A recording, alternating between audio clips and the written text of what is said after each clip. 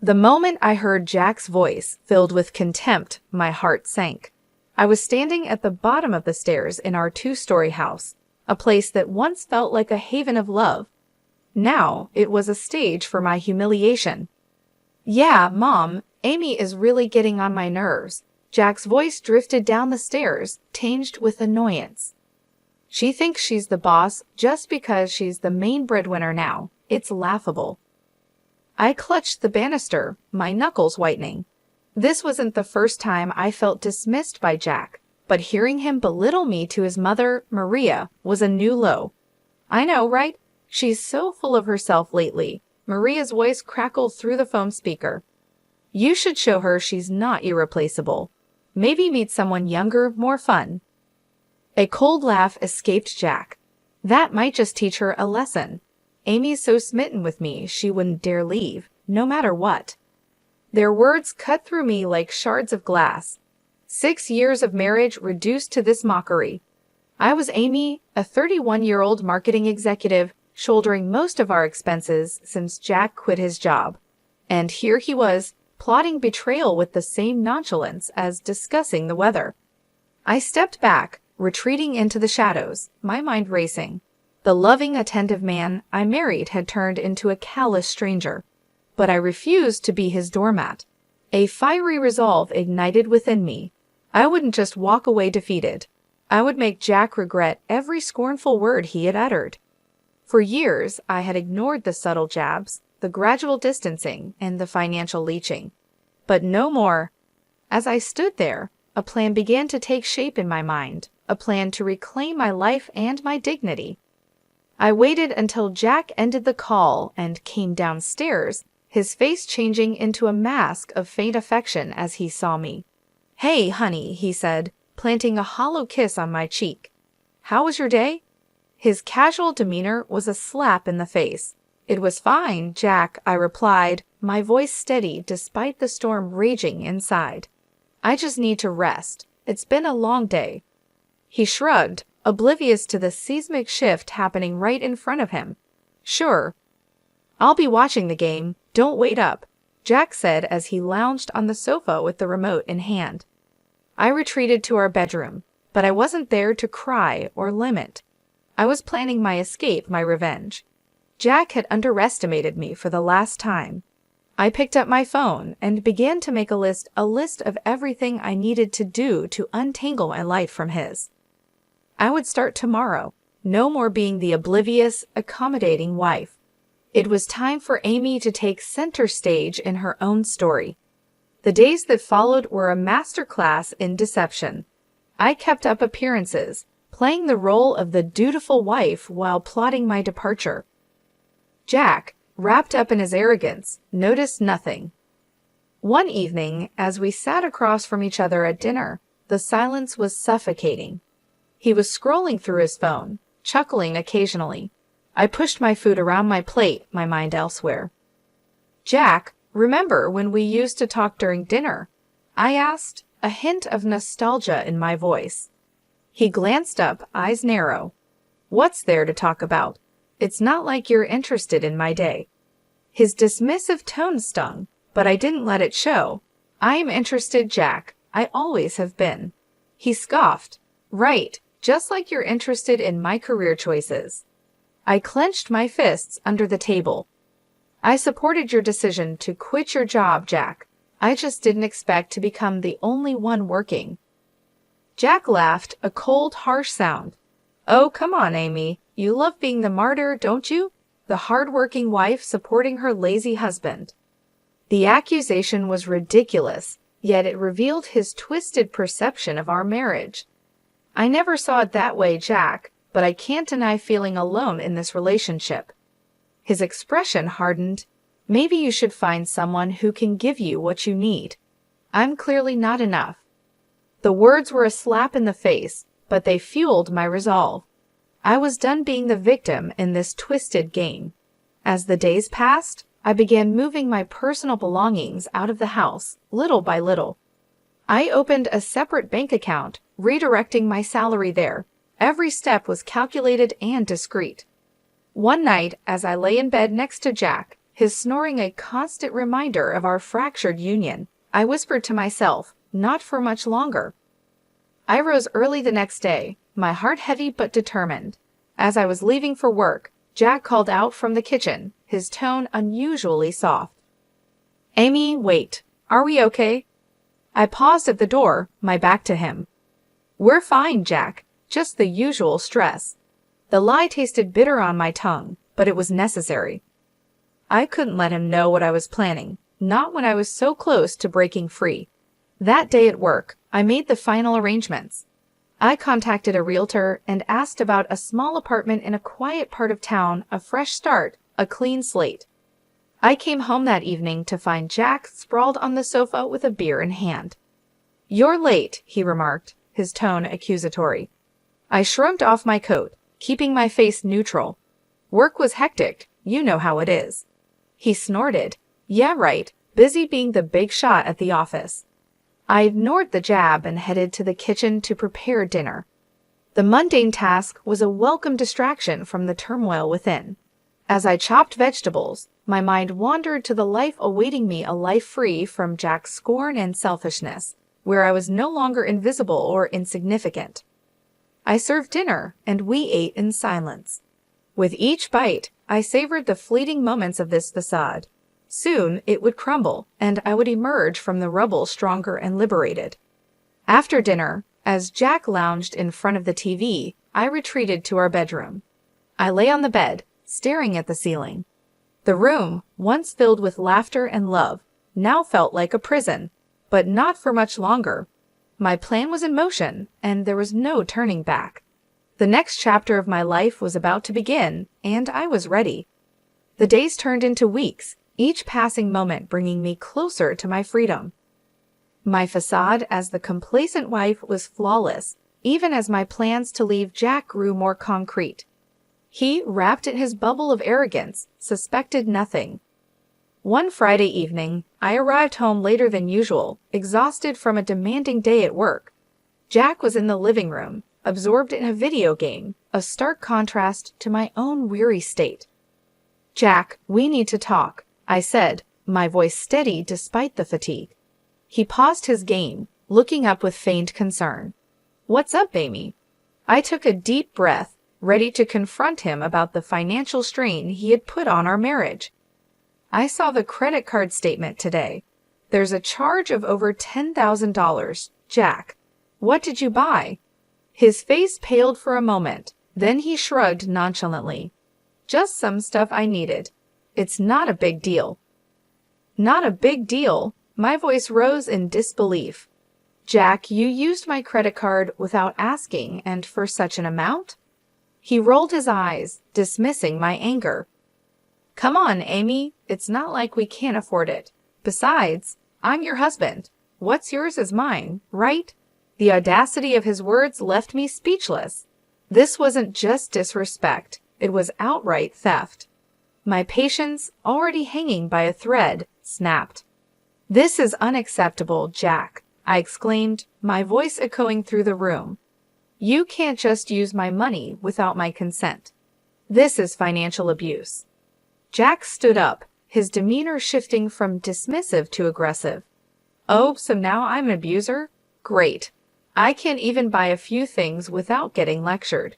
You're so controlling, Amy." His attempt to turn the tables on me was pathetic. Controlling? I'm trying to have a responsible conversation about our finances, which you seem to have no respect for. He scoffed, crossing his arms. "You know what, Amy? I don't need this. I'm going out." With that, he grabbed his jacket and stormed out, leaving me alone in the midst of our shattered illusion of a happy marriage. I sank onto the couch, my mind racing. This confrontation was the last straw. Jack's complete disregard for our financial stability, combined with his entitlement and lack of remorse, solidified my decision to leave. But it wasn't enough to just walk away. Jack needed to learn a lesson and understand the consequences of his actions. My plan for revenge began to take a more defined shape. Over the next few days, I acted as if nothing had happened while internally I was a whirlwind of activity. I documented all instances of Jack's financial irresponsibility, gathering evidence for the impending legal battle. Meanwhile, Jack continued his carefree routines, oblivious to the storm brewing. He returned to his lazy habits, occasionally throwing a snide comment my way. But I was no longer the Amy who took his insults lying down. With each passing day, my resolve grew stronger. I was ready to reclaim my life and teach Jack a lesson he would never forget. Weeks slipped by, and the facade of our marriage continued a thin veil over the growing chasm between Jack and me. My plans, however, were solidifying, each step meticulously calculated. It was a waiting game, a game I was determined to win. One lazy Sunday afternoon, Jack lounged on the couch, his attention fixed on a football match. I approached him with faint casualness, a rehearsed question on my lips. "Jack, have you thought about looking for a job? It might help with our finances," I suggested, keeping my tone light. He barely glanced away from the TV. "Why bother? You're earning enough for both of us. Besides, I enjoy my free time." His dismissive response stung, but it was no surprise. "Sure, but it's not just about money. It's about contributing, being a team." I pressed on, hoping to gauge his reaction. Jack snorted, his eyes still on the screen. "Team, Amy? Let's not kid ourselves. You like being in charge, and I like things as they are. Why change a winning formula?" His words were a bitter reminder of how little he respected our partnership. I hid my frustration, nodding as if I agreed. "You're right, Jack. Why change anything?" As he immersed himself back into the game, I turned away, hiding the cold resolve in my eyes. It was clear now Jack would never change, never be the partner I needed. The following days were a blur of silent preparations.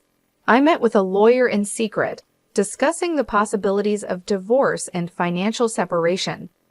I documented every instance of Jack's financial irresponsibility, his neglect, and his emotional abuse. Meanwhile, Jack continued his life, unaware of the storm brewing. He spent his days in idle leisure, occasionally throwing a barbed comment my way, believing I was too weak to fight back. But I was no longer that person. Each of his jabs only strengthened my resolve. The Amy he thought he knew was about to shatter his complacency.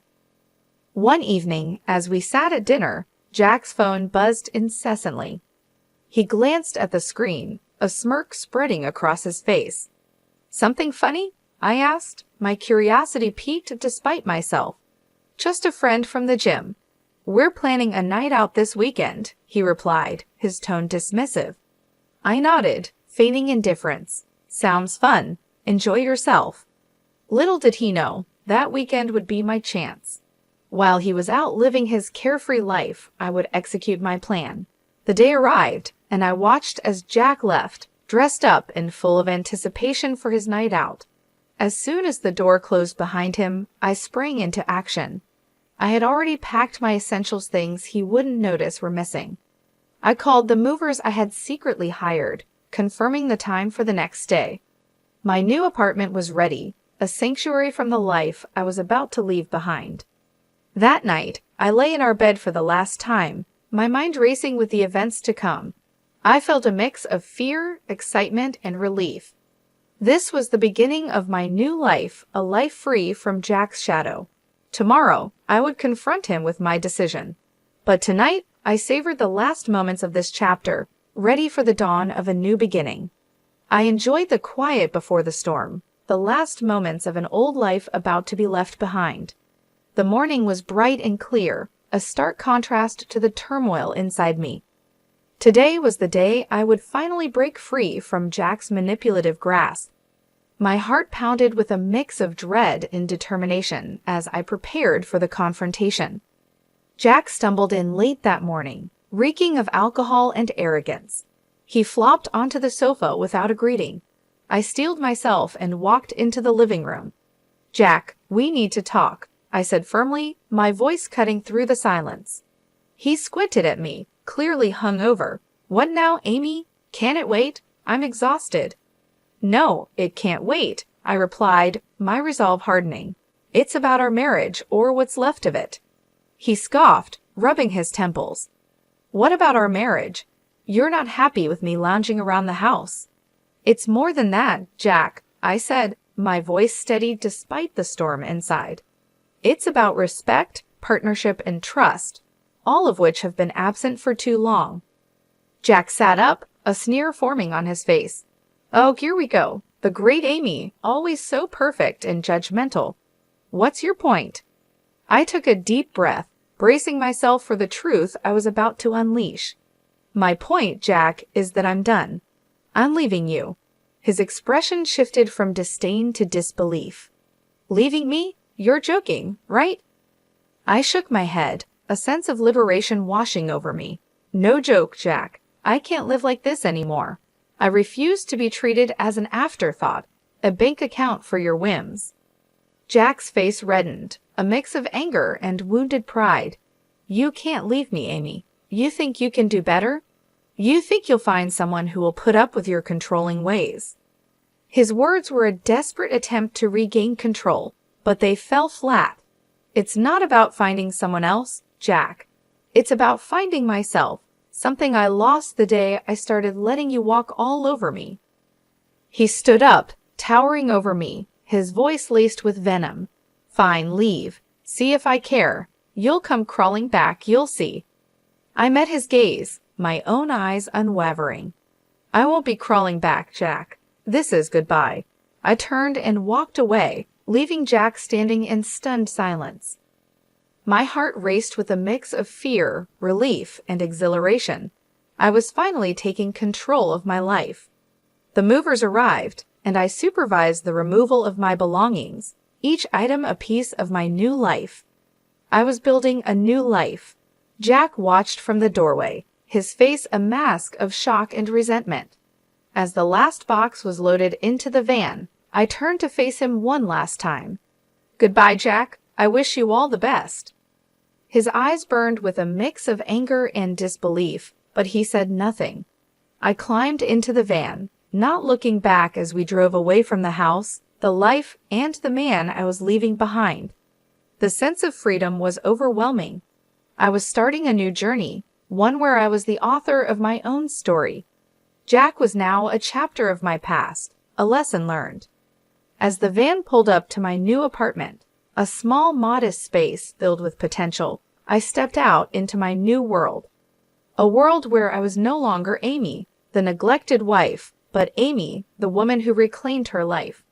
Settling into my new apartment felt like taking a deep breath after being submerged underwater for too long. The freedom was exhilarating, yet the looming confrontation with Jack cast a shadow over my newfound independence. Several days passed in a blur of adjustment and anticipation. Then the inevitable happened. Jack's number flashed on my phone. I steeled myself and answered. Amy, where the hell are you? You think you can just leave like that? Jack's voice was a mix of rage and disbelief. I replied calmly, I already told you, Jack. I'm done. Our marriage is over. You can't just decide that on your own. You're my wife. He spat out the words, his anger palpable. I was your wife, Jack, and yes, I can decide. I won't be a part of a marriage where I'm disrespected and used. I countered, my voice firm. There was a pause, and I could almost hear the gears turning in his head. You'll come back. You need me. I couldn't help but laugh, a sound of genuine amusement. Need you, Jack? I've been the one carrying us for years. I don't need you. It's the other way around. His voice cracked with a mixture of fury and desperation. You can't do this to me, Amy. What about our finances, the house? You can't just leave me with nothing. That's not my concern anymore, Jack. You should have thought about that before treating me the way you did. I said, the satisfaction of finally speaking my mind liberating. There was silence on the other end, and then he hung up. I stared at the phone, a sense of finality washing over me. I had closed the chapter on Jack, but I knew this wasn't the end. There would be legal battles ahead, but I was ready for them. I was fighting for myself now. The following weeks were a whirlwind of legal consultations and paperwork, but each step brought me closer to my new life. I filed for divorce, citing Jack's financial irresponsibility and emotional neglect. He responded with a flood of angry calls and messages, each one more desperate and vindictive than the last. "You'll regret this, Amy. You can't just throw me out like garbage," he yelled during one heated call. I remained calm. "I'm not throwing you out, Jack. I'm setting myself free. And as for regret, I only regret not doing this sooner." As the legal proceedings progressed, Jack's true colors showed brighter than ever. He tried to manipulate the situation, paint himself as the victim, but the evidence against him was overwhelming. The day of the final hearing arrived, and I stood in the courtroom, a mix of nerves and determination. Jack was there, his face a mask of defiance and resentment. The judge reviewed our case, the documentation of Jack's financial abuse, and my testimony about our marriage's breakdown. The verdict was swift and in my favor. I was granted a divorce and a fair settlement. Jack's face contorted with rage as the judge announced the decision. "This isn't fair. She can't just take everything from me." But his protests fell on deaf ears. The decision was final. I walked out of that courtroom feeling lighter than I had in years. I had won not just the case, but my freedom. As I started my car and drove away from the courthouse, I didn't look back. Jack was a part of my past now, a reminder of what I had overcome. Ahead of me lay a road of possibilities, a future where I was in control. I smiled to myself, a sense of peace settling over me. The battle was over, and I had emerged victorious. It was time to start living my life on my own terms. The days following the divorce were a mix of relief and rebuilding. I, Amy, had stood up for myself in a way I never thought possible. Yet the echoes of my broken marriage with Jack lingered, a reminder of the battles I had fought. I was settling into my new life, embracing the peace that came with it, when my phone rang one evening. The screen flashed Jack's name, a ghost from the past I thought I had left behind. Reluctantly, I answered. "Jack, why are you calling?" His voice came through, laced with bitterness. "You think you can just take everything from me and walk away, Amy? You've ruined my life." I took a deep breath, keeping my composure. "Jack, the court made its decision. It's time for both of us to move on." He scoffed. "Move on? How can I move on when you've left me with nothing? I'm struggling to make ends meet because of you." The accusation was absurd, yet it didn't surprise me. "You're responsible for your own situation, Jack."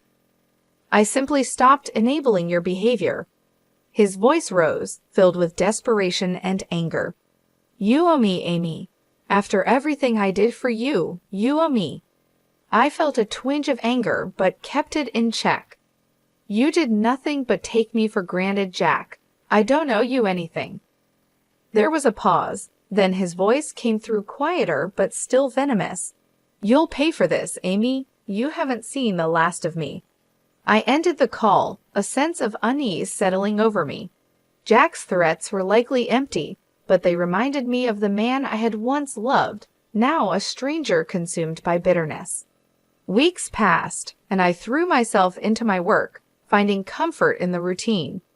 My colleagues noticed the change in me, the newfound confidence and determination. I was promoted, a recognition of my hard work and resilience. But as I climbed the corporate ladder, Jack's shadow loomed. He started a smear campaign, spreading lies and rumors about me to our mutual acquaintances. I heard whispers of his accusations, painting me as the heartless ex-wife who had stripped him of everything. I confronted these challenges head-on, refusing to let Jack's pettiness derail my progress. I had fought too hard to reclaim my life, to let his bitterness taint it. One afternoon, I received a call from a mutual friend, hesitantly relaying a message from Jack. He was struggling financially, facing eviction, and in a moment of desperation, he reached out to me. I listened, a mix of pity and resolve in my heart. "Tell Jack I wish him well, but his choices are his own. I can't help him." As I hung up, I realized how far I had come. The old Amy might have rushed to Jack's aid, but I was no longer that person. I had learned the hard way that you can't help someone who refuses to help themselves.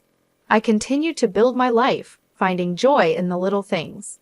I reconnected with old friends, explored new hobbies, and started dating again. Life was moving forward, and I was at the helm. Jack's attempts to drag me down continued, but they no longer held power over me. I had risen from the ashes of our marriage stronger and more determined than ever. As I sat in my apartment one evening, reflecting on my journey, I felt a sense of peace. I had faced my demons, fought my battles, and emerged victorious. The future was bright, and for the first time in a long time, I was truly happy. I was genuinely excited for what lay ahead.